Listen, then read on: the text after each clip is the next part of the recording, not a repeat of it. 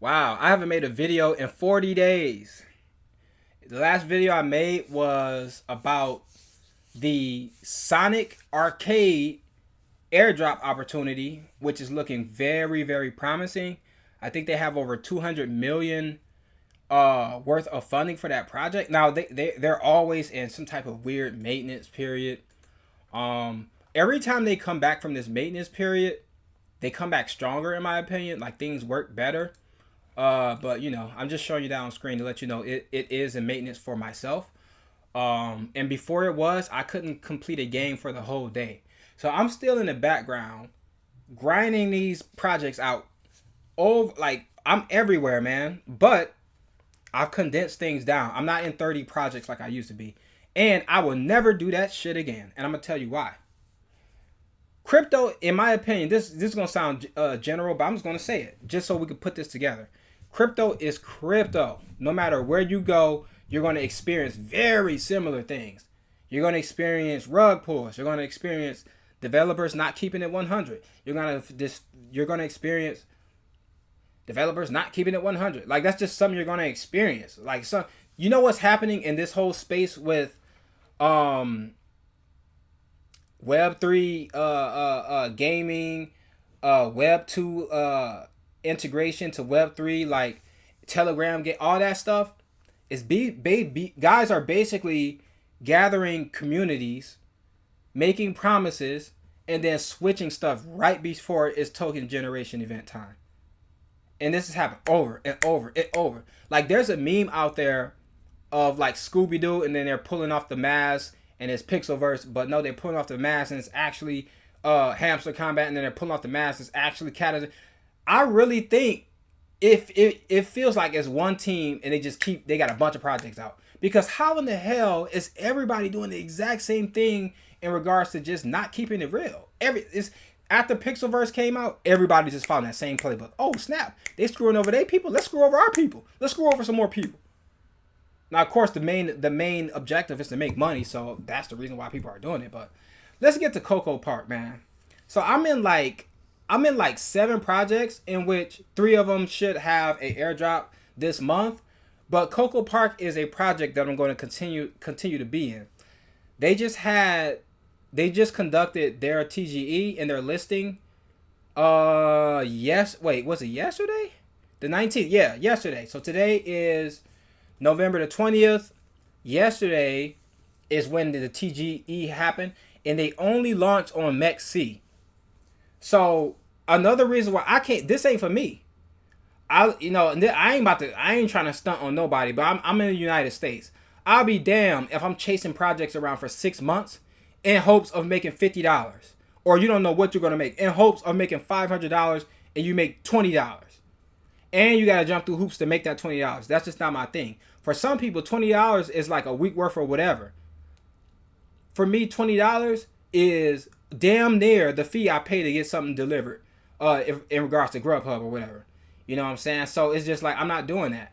So and honestly, that's not even the real reason. The real reason is these projects are screwing people over, and I'm not going to spend my time and energy getting screwed over. So I'm focused on projects that either have, like this project, I read the white paper. It was like an hour and a half of reading that white paper, and that's what made me invest into it. Because in order to get your 100% of your airdrop, you had to buy an NFT, and the NFT was a mythic NFT like this one on the left. And the reason why I spent the money on it is because I was number 65 in the rankings. I'm not going to give up my ranking. It's worth me spending $70 basically to see what the outcome is going to be.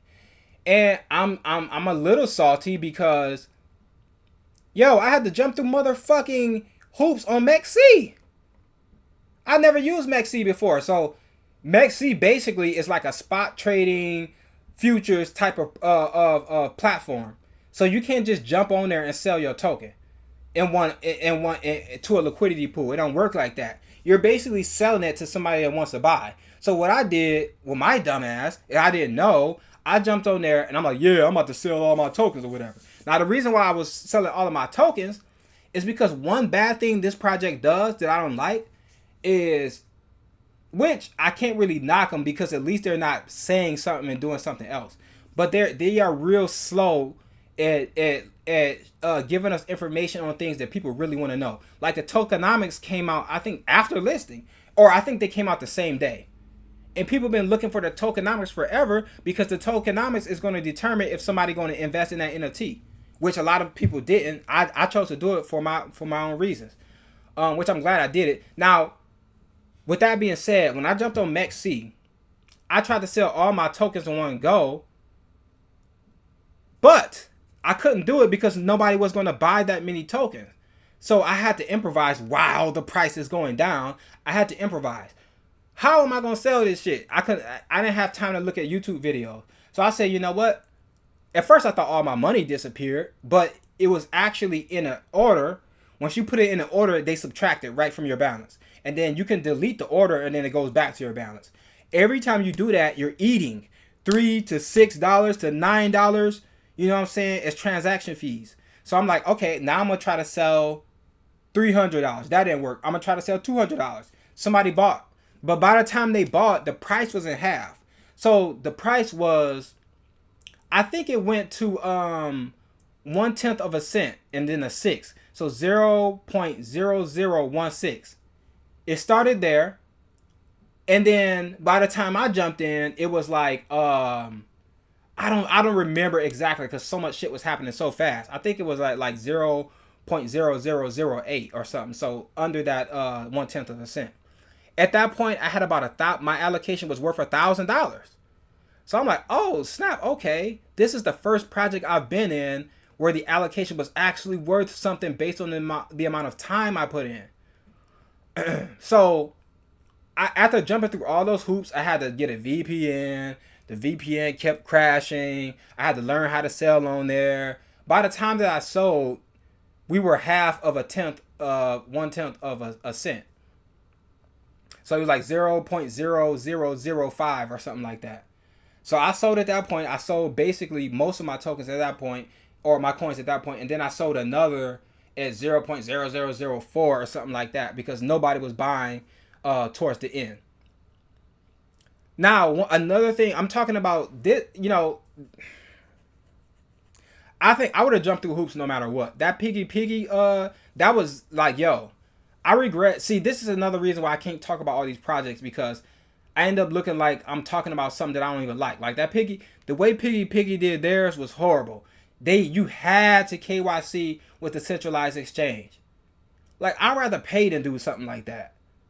Because if you're in the United States, you can't do it no matter what. So basically I just wasted 5 months of my time. And they're all doing this stuff at the last quarter of the game. Like, yo, we about to do a TGE, but by the way, you need to buy this NFT. By the way, you need to KYC with Bybit, or I'm so sick of Bybit, or I'm sick of hearing about Bybit. What's another? It's about 3 companies that all these projects keep wanting you to do business with. So I think MemeFi about to play games. Oh yeah, we switched to what did they switched to Lenny. Oh no, we about to switch to Sui. It's just like, yo. All them dudes, no disrespect, but all them dudes who was calling in, winning the prizes, it sounded like the same motherfucking dude. It's like, yo, I'm about to call you. Oh yeah, I'm about to call you again. Like, yo, y'all ain't even switch. It sounds like the same guy. He just woke up. So it's just weird stuff going on, man. I would recommend if you're gonna get into something, the game is just about to start with Coco Park. Things are just getting started. Yeah, the token is less because the sell pressure had to happen because people got, you know, essentially free tokens. Not literally because you still spend your time and energy. But, you know, people got tokens they're going to sell. The same thing going to happen with Sonic. You know, people get these tokens they're going to sell. But after that, once the utility is in use, that price is going to start going up. And why is that important? This is giving me Axie Infinity crabada vibes. Now I wasn't in them. I'm not gonna talk like I was the man. I ain't make no money in those because I wasn't in them. But the difference is with this project, and yes, I might have. I don't even think I'm gonna have no link because he's trying to give us a link. Well, that means whatever he says, I'm not gonna do it because and this be grown ass man talking just like that. I'm not trying to shield you nothing. But what I can say is I probably could have made like $1,500 if I would have had all the knowledge on how to sell. I probably could have jumped in and made $1,500 to $2,000, $1,500 to $2,000 if I'd have sold right at the. Because if I'd have had the knowledge, I would have said, you know what, I'm about to jump in. I'm about to do a bunch of sell orders for $100, and I'd have probably lost about $30 in fees by the time I was done. But I didn't know. So, and with these what is it called? With these VPNs, I be having hell problems with crypto. That's why I'm like doing that shit. But you gotta do what you gotta do. So with this one, another reason why I probably spent $200 max on this project. Everything is basically laid out in a way that's familiar to me, and it makes sense. I'm not confused. I know how you're gonna generate the token because I've done it and I made money on it. I know what the PVE and the PvP is gonna look like because we've already seen Axie Infinity, we've seen Crabada. And we know people make a lot of money on that. And another good thing about this project is it's on Ton, it's on Telegram, and people are going to have access in a more convenient way to the project. You know, and that could be ignorance talking because I don't. Maybe Axie Infinity did have a way you could play on your phone. I'm pretty sure they did, but this is going to be in a more seamless, straightforward way, not using the browser on a crypto wallet. Like you're just going to be jumping into a app. You're not using the browser version of the app or whatever. So for me, that's more convenient. So I recommend. I got a 1 hour whatchamacallit. If you don't want to read the white paper, you could just listen to me talk about it. And I'm breaking stuff down while I'm talking about it. That's why it took so long. They got a full project, y'all. I wanna pull up my actual gameplay, but I want to make this video relatively short. If they're gonna launch on Google and Apple, that's even more convenient. And that speaks to people. Y'all got to remember, a lot of people aren't in crypto and they don't know what the hell they're doing. I'm still trying to figure out what the hell I'm doing when it comes to new things. There's always something new to learn. I'm pretty sure if I got to fuck around with Bybit or BitGit or whatever, I'm going to have to learn how to do stuff on there. Now, the smart thing to do, any guru can come out or any seasoned crypto person can say, well, yeah, it's easy. Just, what are you going to say? Try to do things ahead of time. I'm not gonna do that. I'm not about to play around on BitGit until I got a reason. Now I know that's stubborn. I know I should probably get on there and figure it out, but I ain't about to do it until I feel like I need to do it. So, of course, you can always be proactive and figure this stuff out or whatever. But for the most part, the easier you make crypto, the easier the adoption is going to be, in my opinion. So if you got apps and stuff coming out where people, you know what I'm saying, you can download Timekeeper and just log on Google Play or iOS, whatever it's called on iOS, and just get the app there. That's gonna be real easy. Remember, Ton then onboarded millions of people just by the accessibility of being on Telegram and Web2 and being and basically interacting with something that they already know. They're just adding another layer to it. You see what I mean? Which is the Web3 aspect. So with apps, these guys are already doing that. It's going to make it even easier. So this project so far done paid. That's a good sign. They got a white paper. You know what I'm saying? They got stuff, like they have things that make sense based on things we have already seen in the past. So you don't have to spend a bunch of energy trying to figure something out. We already know about this stuff. So it's still early. But at this stage, you're probably going to be more in the investment stage. The mythic NFTs like these right here, I still think they are around 20 ton. At the time where I was spending money, ton was like what, $3.70 or something like that, $4. I know it wasn't $5.25 or wherever it's at right now. It wasn't that. So I was able to get something a little bit cheaper. But on the flip side, the price of the token is now known. That's number one. And number two, it's cheap.